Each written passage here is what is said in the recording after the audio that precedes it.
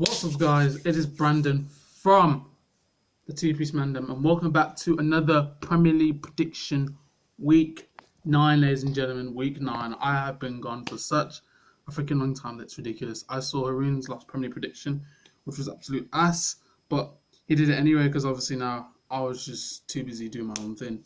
But now I've got everything sorted, so I'm back on the grind again. I'm back on YouTube on the Two-Piece Mandem, and a lot has happened. Ladies and gentlemen. First of all, the game between England and Bulgaria, and just knowing that the game had to be stopped, I think once or twice because of all those racist chants. Now, I want to tell those. Well, I want to say something to those Bulgarian fans that were saying those racist chants. Right? Screw you and suck your mum. Right? Because even though you made those racist chants, trying to put us off, trying to be dickheads, trying to do the Hitler sign and all that stuff, alright? We still whooped your claw 6-0, right? Being racist to Tyrone Mings, who actually didn't play bad at all in that England match. It's just disgraceful, man. It just shows you how racism is still in football, how is the FA doing enough to stop racism, but even though they've stopped the game twice, but still, man, it's just bad. It's just bad, and it needs to stop. It's so bad how it's very, very disgraceful how I think the Bulgarian captain, I think his name's Popov or something like that, is having to tell Bulgarian fans to stop the racist chants. That's how sad it is, man. It's just sad. But anyway, we're going to move on to these Premier League predictions, all right? So, first game on Saturday. I think it's the 19th. Correct me if I'm wrong. I don't even know. It is Everton versus West Ham. Now, with Everton in their last game, they lost 1-0 against Burnley. Didn't really play that well, if I'm honest with you. Didn't have a lot of chances. And even when they did have a little bit of those chances, they weren't really clinical enough. So, with Everton, I'm not really sure with them. I'm sure Calvert-Lewin, maybe Sigurdsson, I don't know. Alex Iwobi, he's trying his best, but that away game against Burnley it just wasn't good enough. And with West Ham, I don't know. They shouldn't have lost against Crystal Palace. I'm not gonna lie, but Crystal Palace are known for like nicking wins away. Like for example, when they beat Manchester United at Old Trafford, like they absolutely just nicked that.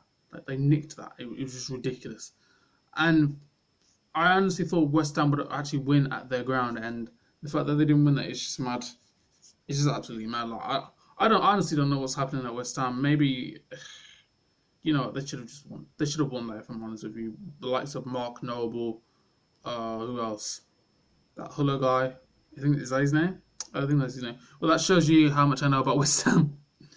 So, pretty much, based on those results, I'm just going to give you my score prediction, really. So, that's the first game at 12:30. So, the score between Everton and West Ham will finish 2-2. Yes, ladies and gentlemen, it will be a draw. Everton's playing West Ham at Goodison Park, so the atmosphere is going to be quite mad. But I still feel as though these two teams won't be able to get the 3 points, and they'll just settle for the draw. They'll settle for the points. So Everton 2, West Ham 2. Now moving on. Aston Villa versus Brighton. Now before we get on to Brighton, let's talk about Aston Villa. Aston Villa's last game, when I thought Chelsea smacked Norwich when we beat them 3-2. But I was freaking wrong, right? Because it was actually Villa battering Norwich at Carrow Road at their own home ground. All right, Villa battered Norwich at their own home ground 5-1.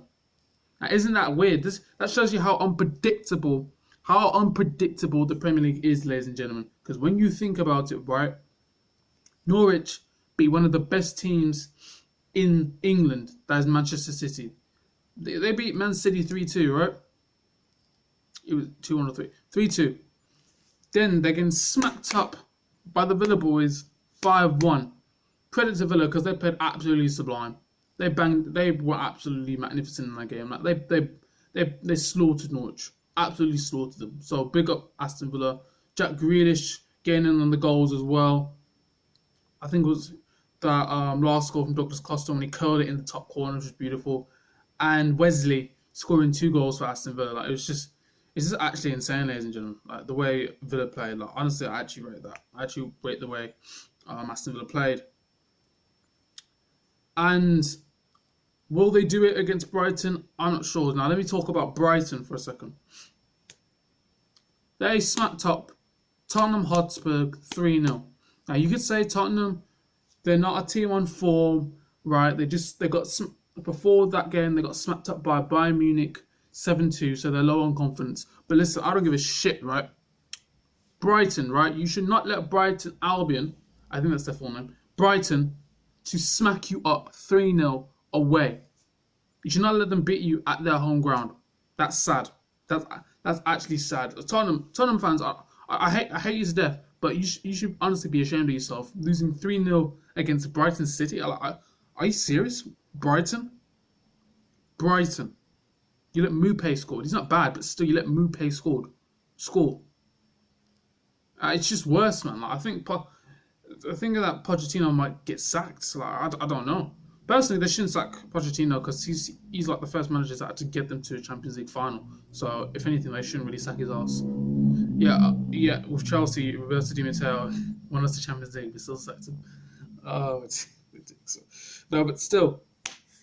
So my thoughts on the Aston Villa versus Brighton score predictions. So obviously the game's at Villa Park, and I feel as though Aston Villa will just nick the damn game. They'll nick the win. So for this one, I'm going to say Aston Villa 2, Brighton 1. I think it's going to be a goal from Jack Grealish. No, a goal from John McGinn. A header from Wesley. And Brighton will probably score at the end, at like 92nd minute with Mupé. So Aston Villa 2, Brighton 1. Now, next game. Tottenham versus Watford. Now, obviously, we're talking about Tottenham, how they're in shit form, how they're playing like absolute dog wank as usual. That's Tottenham Hotspur for you. You know, relying on Harry Kane, not really doing bits. Defense becoming like a pile of wank. So, do you know what I mean? And then we look at Watford. Now, let's look at Watford's last game. Have Watford even won a game? No, ladies and gentlemen, I don't think Watford have actually won a game this season. That's how peak it is. They drew 0-0 against Sheffield United, which isn't actually a bad result because Sheffield United are actually a tough team to play against. As you saw when Liverpool played Sheffield United, and they won that game 1-0, but they scraped through it. They literally grinded through it, and it was from pure luck because that's where Liverpool are lucky. So we talk about Tottenham. Tottenham, they're just not on form, man. Like Tottenham are just not on form. And I don't really see them doing like anything, if I'm honest with you. Like even with Watford, they're just not doing bits either. Like it's just mad. Like both teams aren't form. Both teams aren't on form. And with Tottenham, how can I say with their situation right now? Because teams actually go through this situation.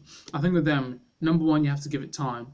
Number two, you have to switch some things around, and you have to talk to your players because let's be honest, these are the same group of players that got Tottenham to the Champions League final. These are the same group of players that got Tottenham into the top four, all right? So it's a mentality thing.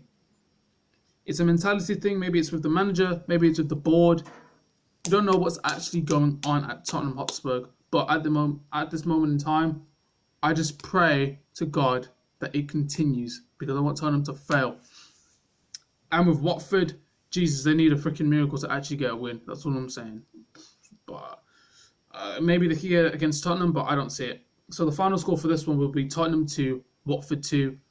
I feel as though Tottenham will get into their mojo a little bit. They will score the 2 goals, but I think Watford will come back and score those 2 goals because Tottenham's form is just terrible, and Watford, well, they'll just give it a go anyway because let's be honest, they're playing like dog shit at the moment. So Tottenham 2, Watford 2. All right, next game at 3:00 at the Monolux Stadium. I think is that how you pronounce it? Comment down below if that's how you pronounce it. Wolves versus Southampton now. Big up Wolves. Big up Adam Traore for securing the win against Manchester City at the Etihad. All right, big up Wolves. That was literally one of the biggest wins I've ever seen in my life. And remember, Chelsea smacked up Wolves 5-2, and Wolves just went to the Etihad Stadium and beat Manchester City 2-0. So what does that actually say? They kept a clean sheet and they beat Manchester City away. Now that's mad because I thought Manchester City would clock them at least 6-0 or something like that. That's what I was assuming anyway. So for Wolves to actually get that, that must do wonders for their confidence. For Southampton, it won't do any wonders because Southampton got smacked up by Chelsea. As you know, got smacked up 4-1. Do we even have to talk about it? Yes, we do. A goal from Abraham, a goal from Mason Mount, a goal from Kante, and a goal from Michy Batshuayi. Simple as that. Southampton. To be honest with you, when I was watching Chelsea for Southampton, Southampton were actually quite good. Like in the first 5 minutes, they had their shot. They actually could have scored that. They were actually just going for it a little bit. But I think when we bagged in those 3 goals, it's like they weren't up for it in the second half. It's like they didn't push hard enough, and we were just relaxed, and then we were just able to get that 4th goal to just kill off the game. Well, no, we killed off the game already because it was 3-1. But still, like it just didn't look as though they were up for it, and they actually really wanted it. So it was a bit mad. It was honestly just a bit mad. And Southampton, they just need to fix up. I think the manager's still good, but the players, they just need to fix their mentality and how they want to play it. And when it comes to like the second half, if they're like 1 or 2 goals down, then they need to like push. They need to just run up the pitch more and just attack more. Literally go all out attack, if I'm honest with you, to just get that goal. Because you have to be a completely different team in the second half if you want to get something out of the game. All right? Because, listen, the only difference in that game was that Southampton's defence. Southampton's defending was worse than ours. That's literally it. Southampton's defending was worse than Chelsea's. Hence the reason why we were able to score the goals, and we were just more clinical. It's just as simple as that. All right. Next game. Chelsea versus... Oh, wait, no, I forgot to get my score prediction. So, well, that game is going to be Wolves 3, Southampton 0. Wolves will clock Southampton 3-0. It's just as simple as that. All right. At Stamford Bridge, Chelsea versus Newcastle. Now, Newcastle fans, all the Geordie boys, are probably gassed because they beat Manchester United 1-0. Actually, they're not really gassed because Manchester United have been playing like a pile of dog shit. So, essentially, yeah, am I surprised that Newcastle beat them at St James's Park? No, I'm really not surprised because Man United have been ass. But let's talk about Newcastle. Basically, they're still shit. All right, they're literally like a mid-table team, a mid/relegation table team. They're really not that. Honestly, they're really not that good when it comes to going forward. They've got good players. I saw in that Manchester United game, Maximan, Almiron, and yeah, that's about it. Andy Carroll's on there, but let's be honest, he'll stay on the pitch for 5 seconds and just get injured. Yeah, the defense is bollocks. Yeah, I think with Chelsea, we should honestly just crap on them. I don't give a shit. We should actually beat them, like 100%. Like I reckon we'll just smash them. If I'm being real with you, I mean, look at our last game when we beat Southampton 4-1. Yeah, our defending was still crap, but essentially their defending was just worse than ours. I think that's the only thing, and we were just better when it came to like attacking. All right, we were just more clinical. And I think with Chelsea, I think with us, right, we just need to keep this momentum going. We just need to keep moving forward. I think our goal is top 4 because let's be honest, with this team, you can't really win the Premier League. If I'm honest with you, like these kids are only young. I want players like Mason Mount, Hudson-Odoi, Tammy Abraham, and Tamora to still play in our team until they just get used to it. Then they become more experienced technical players because that's when you can really see the attributes and their skills. I think Tammy Abraham, top goal scorer, scored more goals than Aubameyang, has been brilliant this season so far. I think Mason Mount, he had a bit of a howler. He didn't play that well in the England game, but he slowly backed himself up. He can play in that number 10 role, and I started believing him. Hudson-Odoi has been brilliant. He gives us pace, speed, and he literally creates a lot. So shout out to Hudson-Odoi. He actually should have scored his goal against Southampton. He actually deserved it. Tamori, not one of the best defenders, but he's all right. He's slowly improving. I think that's why he got called up. Kurt Zuma, yeah, he just can't defend for shit, but at least he's trying, so he's there. I'm just waiting for Rudiger and Christensen to just come back. And Marcus Alonso has actually been alright, you know. I actually rate Marcus Alonso. He hasn't been shit at all. I thought he was going to be crap. I thought wingers would just be leaving him for dust, but essentially he's been defending really well, and I actually rate him. So big up Marcus Alonso. Considering the fact that Emerson's been injured, Marcus Alonso has actually stepped up and played good football, so big him up. Alright. So for this game, I'm going to say Chelsea 3, Newcastle 0. It's just as simple as that. Chelsea will batter Newcastle 3-0. And yeah, that's pretty much what's going to happen. I'm going to say a hat trick from Tammy Abraham. I'm calling it now. A hat trick to Tammy Abraham. There's no way we should be losing against Newcastle at our home ground at Stamford Bridge. That should not be happening. Obviously, I know these bastards are going to play defensive as hell, and they're just going to try and hit us on the counter attack with armour on and Joe Linton and Maximan or something like that. That's basically what they're going to do. So we got to counteract that bullshit. But the problem is that we can't defend for shit. So I don't know what's actually going to happen there. We'll probably concede a few goals, but I'm just going to say Chelsea 3, Newcastle 0. All right, next game, Bournemouth versus Norwich City now. With Bournemouth, let's look at their last fixture. Did they even win? No, they lost against Arsenal. But let's be honest with you, right? Losing 1-0 against Arsenal isn't that bad. It just shows you that they lack so much creativity. Actually, I'll talk about Arsenal later.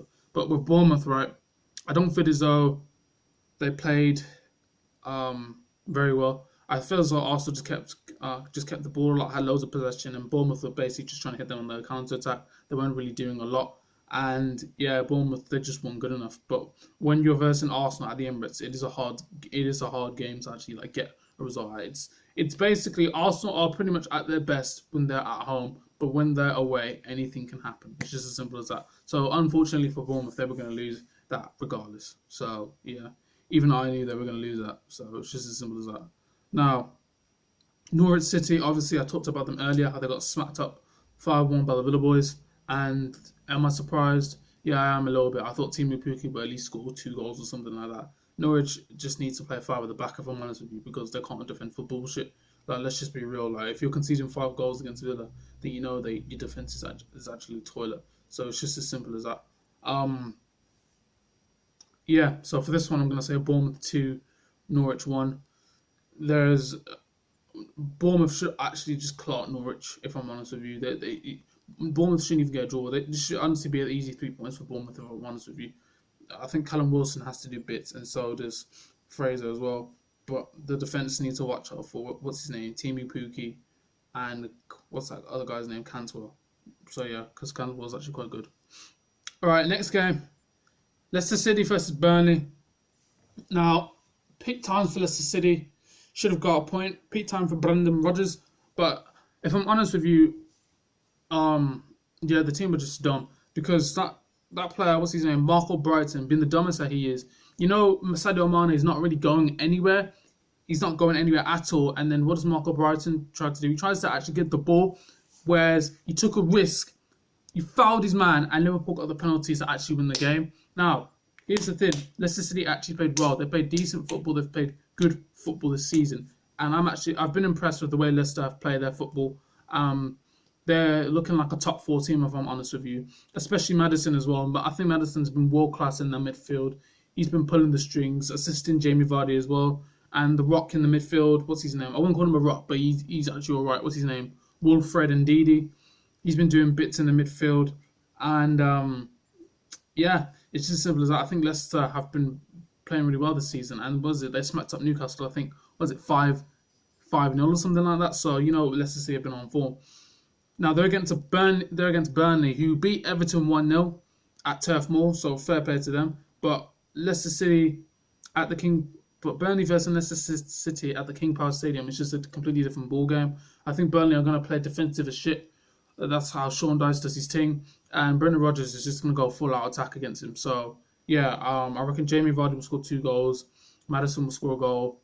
And for Burnley, it'll probably be a goal from Ashley Barnes and Westwood. So it's just as simple as that. So final score for this one will be Leicester City 3, Burnley 2. I do see Leicester City getting this win. They've actually been playing brilliant so far this season. As for Burnley, they haven't been amazing, but they've been decent. But I still feel as though Leicester City, the quality that Leicester City have, is just... Basically, Leicester City players are better than the Burnley players. Bottom line. Alright. What's this? I think this is on Sunday. Crystal Palace versus Man City. So basically, Man City are playing Crystal Palace away at Selhurst Park. Now, if I'm honest with you, right, I just see Man City getting the win. With Crystal Palace, fair play. They got that win against West Ham, but when you're against Man City, I just don't believe it. Now, I could say, oh, but Man City, they lost against Wolves, they lost against Norwich. But put it here, right? I think with Man City, right, Pep Guardiola, He's going to get his tactics right. All right. When you look at Man City's back line, they have Otamendi and Fernandinho. Fernandinho is a nice centre back. Laporte, I think, is injured. I think John Stones is injured as well. Like the Man City defense is shit. All right, it is terrible. I don't know what's happening with those two centre backs. There's no chemistry there. There's no teamwork there. God knows what's actually happening there with Manchester City. I just really feel as though they just need to fix up a little bit in terms of defense. Crystal Palace, basically they're called Zaha FC. Yeah, again, Jordan Ayew is actually good as well because I saw him play at Old Trafford. He was actually very, very good.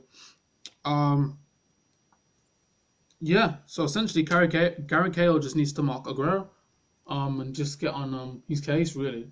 So yeah, how can I say, yeah, easier said than done, of course, as you know. And what should I say? Yeah. So for this game, I'm going to say Crystal Palace 1, Manchester City 3. I still feel as though Man City will just win that. So I'm going to say a goal from Aguero, 2 goals from Raheem Sterling, and for Crystal Palace, it's going to be a goal from, Zaha, which is as simple as that. I think Crystal Palace will score first, then Man City will score again, and then in the second half, Man City will score the 2 goals to get the win. Just as simple as that. Now, I think Sunday at 4:30. I think it's at 4:30. I think this is obviously the big game. Actually, do you want to put this at the end? No, I'll just talk about it now. Manchester United versus Liverpool at Old Trafford, ladies and gentlemen. At Old Trafford. Now, as everyone knows, as everyone who actually watches Manchester United, who supports Manchester United, or watches Premier League football, Manchester United have been playing like a pile of dog wank. Alright? Their football is slow, boring, and dead. It doesn't even look as though they're going to score. And they're relying on a youngster called Daniel James to get them the goals. Alright? Because Rashford's not putting it in. Anthony Martial is injured.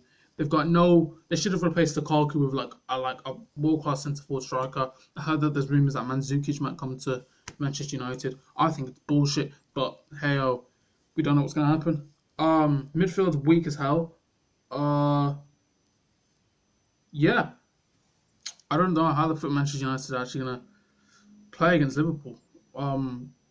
They've just been terrible, man. I don't even know.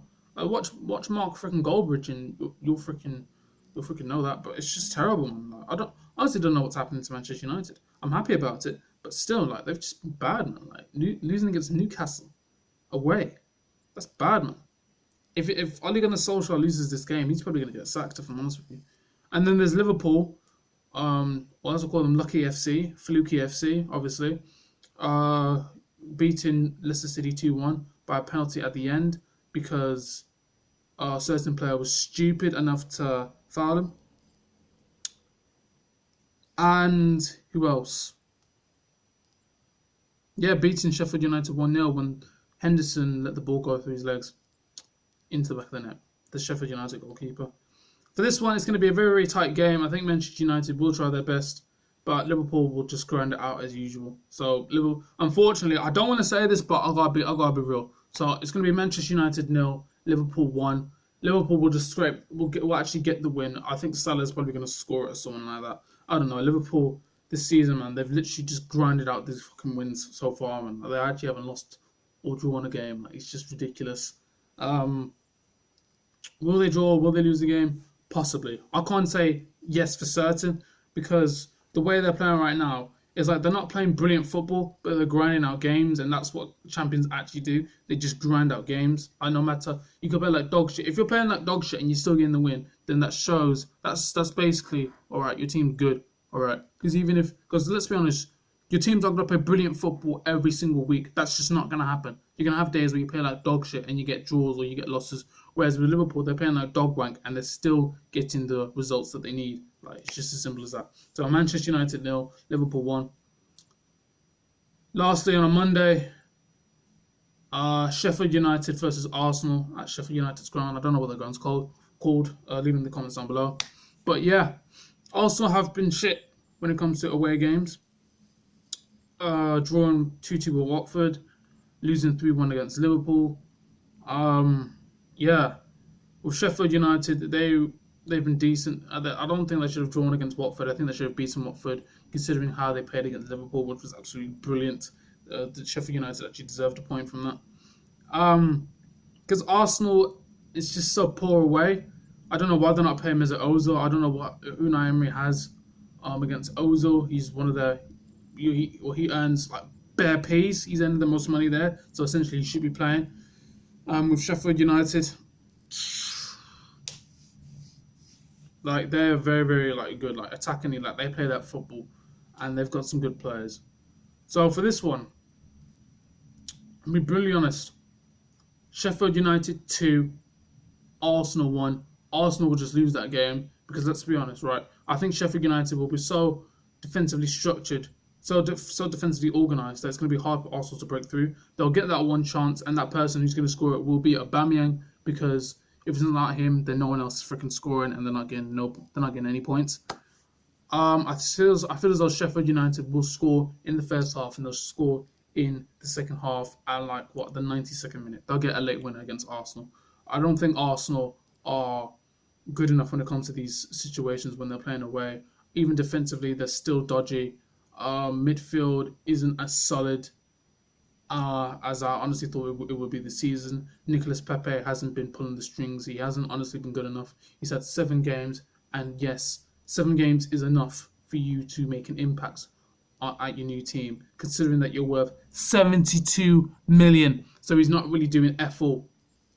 And yeah, it's just as simple as that. So Sheffield United 2, Arsenal 1. And that is the end of the Premier League prediction, ladies and gentlemen. If you guys enjoyed this video, don't forget to smash the like button. Hit the subscribe button as well, because I've been gone for ages. Click the subscribe button for me, right? And share this with all your friends and family and all this stuff, all right? Just share it, because, yeah. Do you know what? Let's get freaking 30 likes. Let's get 30 likes in this Premier League prediction. Let's get up to 30 likes, all right? Premier League prediction week 9, let's get 30 likes. All right.